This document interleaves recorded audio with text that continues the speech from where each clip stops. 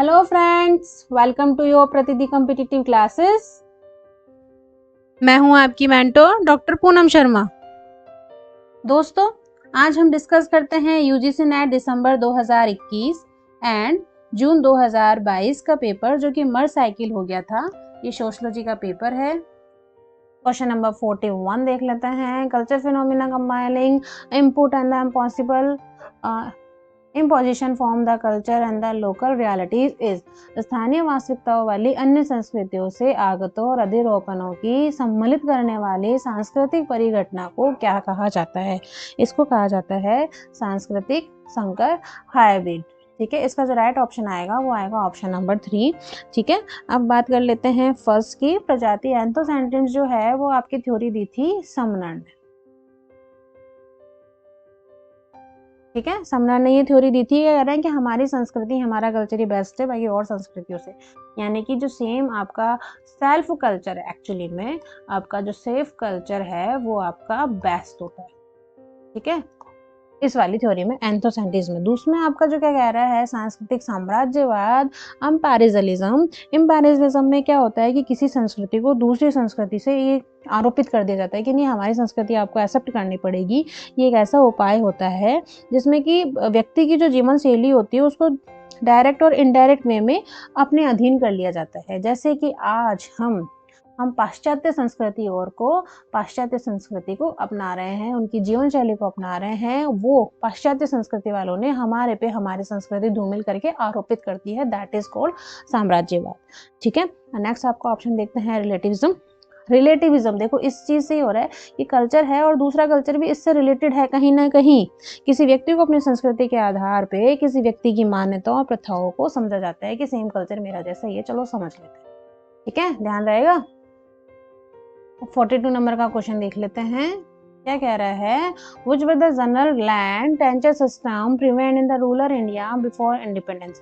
कि भारतीय जो है रूरल इंडिया स्वतंत्रता से पहले ग्रामीण भारत में कौन से सामान्य बुद्धि स्वामित्व बनाए रखने के लिए general land and tenure system प्रचलित थे? किस में प्रचलित थे? देखो ये प्रचलित था आपकी जमींदारी में।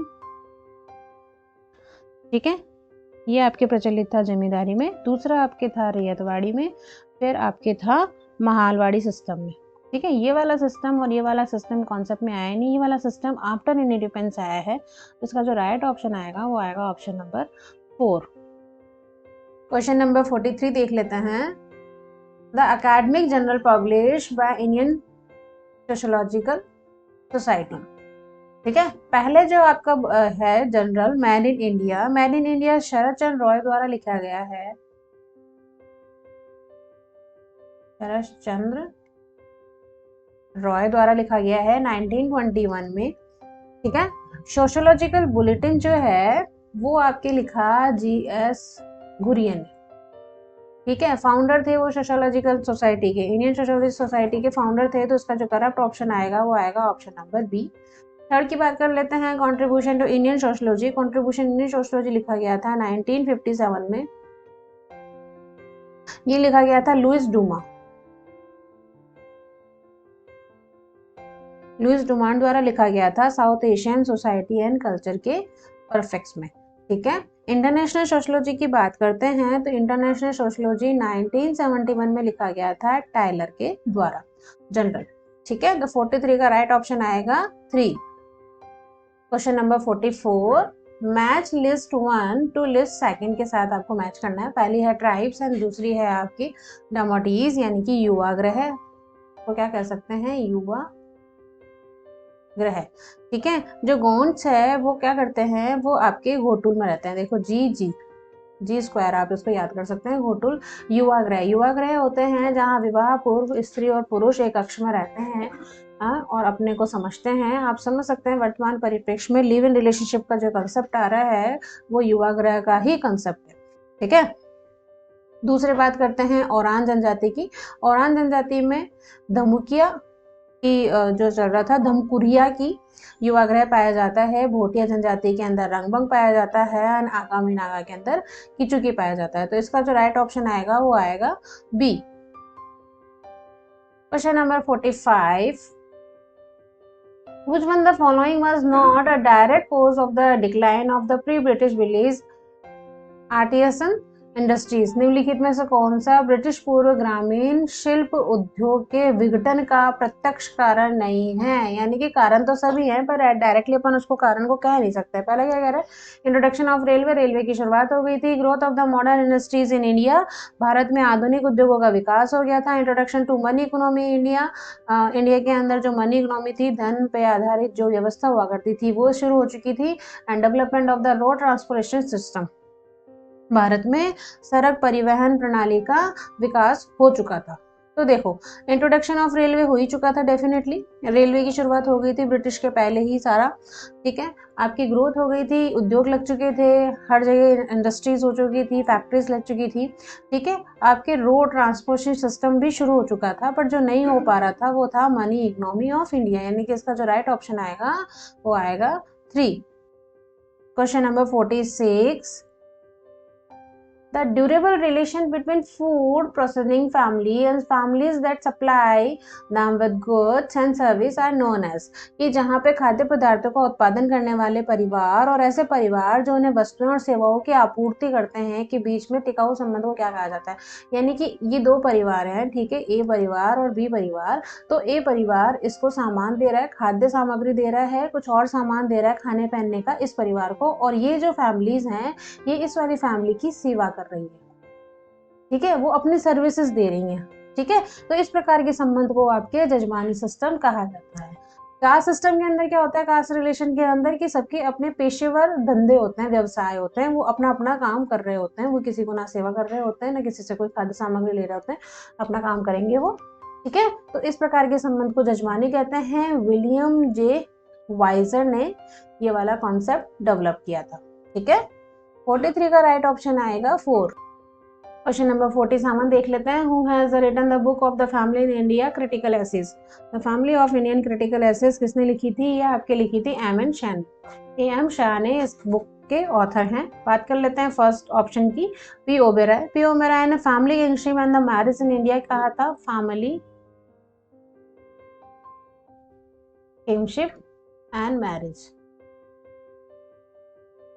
ठीक है। Iravati Karve, as you know, Yuganta बहुत फेमस है और इस बार तो हर बार मोस्टली एग्जाम में यही क्वेश्चन पूछा गया है कि युगांता किसकी बुक है या इरावती कर्वे की कौन सी बुक है, ठीक है। देसाई की बात करते हैं, some aspect in family in महुआ, देसाई की बुक है सम एस्पेक्ट फैमिली इन महुआ। तो 46 का जो राइट ऑप्शन आएगा ऑप्शन नंबर 3। क्वेश्चन नंबर 48 देखते हैं। The features of the cooler ring describe the मैग्नोवेस्की वाज, कि मैग्नोवेस्की जो कूलर रिंग जो दी है उसकी विशेषता क्या बताइए? तो ये तो सिद्ध हो चुका है कि मैग्नोवेस्की का जो कंसेप्ट है वो कुला पे था। कुला पापुआ न्यू गिनी एरिया के अंदर हुआ था, पापुआ न्यू गिनी एरिया के अंदर विकसित हुआ। औपचारिक प्रणाली होती है जिसके अंदर एक समारोह आयोजित किया जाता है जिसमें कुछ एक्सचेंज विनिमय प्रणाली का उद्भव होता है, ठीक है। आप आए, आपको सामूहिक भोज करवाया, आपने हमको गिफ्ट दिए, इस हिसाब से विनिमय प्रणाली होती है, एक्सचेंज थ्योरी होती है यहाँ पे, ठीक है। अब बात करते हैं एना exchange cycle. Definitely exchange theory होती है, एक जना सामूहिक भोज करवाएगा, आपको अपनी प्रतिष्ठा, अपने मान सम्मान को दिखाने के लिए दिखावा करेगा, एंड दूसरा जो ग्रुप है जो उस प्रतिष्ठा में, उस समारोह में आयोजित में आ रहे हैं, पार्टिसिपेंट कर रहे हैं, वो उनके लिए कोई ना कोई गिफ्ट जरूर लेके आएगा। तो ये एक्सचेंज थ्योरी होती है डेफिनेटली। दूसरा कह रहा है it had no monetary value, कि यहाँ पे कोई मौद्रिक मूल्य नहीं होता, यहाँ पे हम कुछ कमाई करने नहीं आते, मॉनेटरी वैल्यू नहीं होती है यहाँ पे, डेफिनेटली नहीं होती है, बिल्कुल करेक्ट बात है। It was seen an exchange of gift, मैंने आपको कहा ये गिफ्ट तो एक्सचेंज किए जाते हैं ना। It's provide internal status of man, कि मैन कितना प्रतिष्ठाशाली है, कितना उसका अच्छा व्यवसाय चल रहा है, कितने समाज में रुतबा है, उस रुतबे को वो मेंटेन करने के लिए सामूहिक भोज करता है। But he did not well together and large number of the Iceland, क्या कह रहा है कि कई द्वीपों को एक साथ नहीं जोड़ा गया। यहाँ पे द्वीप से कोई लेना देना नहीं होता, यानी ये ऑप्शन नहीं होगा, इसका राइट ऑप्शन आएगा ABCD O, ठीक है, यानी कि 3 ऑप्शन इसका करेक्ट ऑप्शन है। क्वेश्चन नंबर 49 देख लेते हैं। is a set of the socially construct ideas and accommodate the interest of the man and party and the involve of the complaint of the female। ऐसा सामाजिक रूप से अन्योन्य विचारों का समुच्चय है जो कि पुरुष और पितृसत्ता के हितों को समायोजित करता है और इससे महिलाओं का अनुपालन होता है। तो हम पहले फर्स्ट ऑप्शन की बात कर लेते हैं आपके हेजेमोनी मैस्कुलिनिटी की। देखो हेजेमोनी नाम से जैसा होता है, ये एंटियो ग्रेमिशी का दिया हुआ सिद्धांत है, ठीक है। हेजेमोनी इसमें क्या होता है कि समाज के जो भी सामाजिक वर्ग होते हैं उनके बीच में आपके पावर रिलेशनशिप का विश्लेषण करता है कि कौन कितना पावरफुल है, ठीक है। अब बात करते हैं एम्फेसाइज फेमिनिटी की। फेमिनिटी जो एम्फेसाइज है कि एक ऐसी स्त्री जो कि पुरुष प्रधानता से ग्रसित हो, यानी कि सोसाइटी के अंदर जो पितियारी की सोसाइटी चल रही है, ऐसी स्त्री, ऐसी फीमेल जो कि सारे काम कर रही है, पर वो फीमेल जो है वो मेल की जो पॉपुलरिटी है, मेल का जो डोमिनेंट है उससे ग्रसित हो, ठीक है। तो ये जो क्वेश्चन पूछा गया है कि सामाजिक विचार, क्योंकि मेल डोमिनेंट कैसे होगा, सोशली डोमिनेंट हो सकता है, नेचुरल तो डोमिनेंट होता ही नहीं है पावरली देखा जाए तो। जब पुरुष अर्पित सत्ता के हितों को तो समायोजित करता है, यानी पुरुष चाहेगा उस हिसाब से काम करेंगे, पर इसमें महिलाओं का अनुकूलन होता है, that is called emphasize femininity. Question number 50 देख लेते हैं। Fantasy city is a type of the city of the invigate, emphasize palace on the creating कैंटल स्पेंसली for the consumption, leisure and the tourism. फ्रांसीसी शहर ऐसा शहर का प्रकार होता है जिसमें विशेषकर उपभोग और अवकाश और पर्यटन के लिए प्रदर्शन लगाने पर अधिक बल दिया जाता है। बिल्कुल सही बात है। दूसरे क्या कह रहे हैं, a cities are located at the intermost ring of the large cities. नहीं, लार्ज सिटीज के मिड के अंदर ये होती है, ठीक है, नगरों के कहीं पे भी स्थित हो सकती है। ये सिटी है, इसके बाहर मोस्टली हुआ करती है, जहाँ पे मॉल्स हुआ करते हैं, शॉपिंग मॉल्स हुआ करते हैं, आपके मेडिकल फैसिलिटीज़ प्रॉपर वे में होती है। इस हिसाब से ज़रूरी नहीं कि यहाँ पे सेंटर में ही हो, ठीक है। दूसरी बात करते हैं मेगा सिटीज़ की। Mega cities are the cities the population greater than the male people. Definitely mega cities का मतलब ये होता है कि 10 मिलियन पीपल से ज़्यादा होनी चाहिए वहाँ की population. Megapolis the cluster of the scantily populated cities and can stretch और द ग्रेट डिस्टेंस। कि जो मेगापोलिस सिटी है वो बहुत सारे आबादी वाले नगरों का समूह होता है जिसका फैलाव बहुत लार्ज लेवल पे होता है। डेफिनेटली जहाँ पे 10 मिलियन होगी आपकी पॉपुलेशन, वो मेगापोलिस सिटीज़ के अंदर ऐसा होगा ही, ठीक है। मेट्रो में अंदर क्या होगा, लार्ज होती है, पावरफुल होती है, कल्चरल इन्फ्लुएंस होता है अर्बन एरिया का, construct centre cities and the surrounding सबन की, है ना, उसके पास में छोटे छोटे उपनगर और पाए जाते हैं कि ये छोटा नगर हो गया, छोटा नगर हो गया, ठीक है। मेट्रोपोलिस में जैसे कि जयपुर है, सपोज करो, ठीक है, जयपुर है, जयपुर के आसपास ये हो गया, चाकसू हो गया, चौमू हो गया, ठीक है। इस हिसाब से कि वहाँ पे छोटे छोटे उपनगर और हैं। तो ये आपका ऑप्शन ठीक हो रहा है, ये भी ठीक हो रहा है, ये भी ठीक हो रहा है, ये भी ठीक हो रहा है। एज सिटीज के अंदर क्या मॉल्स होते हैं और ये कहीं पे भी पाई जा सकती है। बेसिकली ये इंटरनल के अलावा आउटर एरियाज में ज़्यादा पाई जाती है, ठीक है। तो इसका जो ऑप्शन मैच हो रहा है वो मैच हो रहा है ए, बी नहीं हो सकता, सी और नहीं हो सकता, फिर ये कहाँ गया, यानी कि इसका ऑप्शन में मैच हो रहा है वो हो रहा है ऑप्शन नंबर 4। दोस्तों अपने स्टडी को कंटिन्यू करते हुए बूस्ट अप कीजिए, सफलता आपकी ही है, डेफिनेटली आप सफल हो जाएंगे। आशा करती हूँ आपको वीडियो पसंद आया होगा। Thanks for watching video, please like और सब्सक्राइब कर दीजिएगा।